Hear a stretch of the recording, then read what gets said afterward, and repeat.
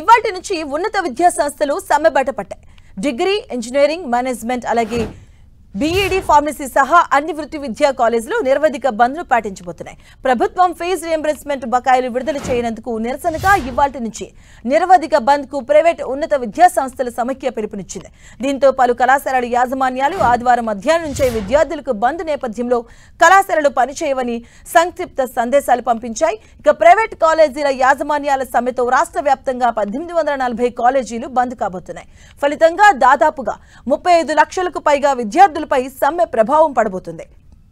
గత 4 ఏళ్లుగా పేరుకుపోయిన ఫీజు రియంబర్స్మెంట్ బకాయిలు చెల్లించాలని ప్రైవేట్ కాలేజీల యాజమాన్యం సంఘాల సమైక్య గత 2 నెలలుగా ప్రభుత్వాన్ని కోరుతుంది. పలు విడతలుగా చర్చలు కూడా జరిగాయి. ఈ నేపథ్యంలో దీపావళిలోగా 1200 కోట్లు విడుదల చేస్తామని గతంలో ఉప ముఖ్యమంత్రి భట్టి విక్రమార్క హామీ ఇచ్చారు. అయితే ఇందులో 300 కోట్లు మాత్రమే విడుదల చేశారు.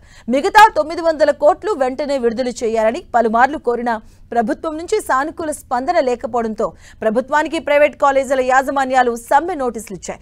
ప్రభుత్వం ఇచ్చిన హామీ మేరకు బకాయిలు విడుదల చేయకపోవడంతో తప్పనిసరి పరిస్థితుల్లో సమ్మె చేస్తున్నామని ఫాతియా అధ్యక్షుడు రమేష్ బాబు తెలిపారు.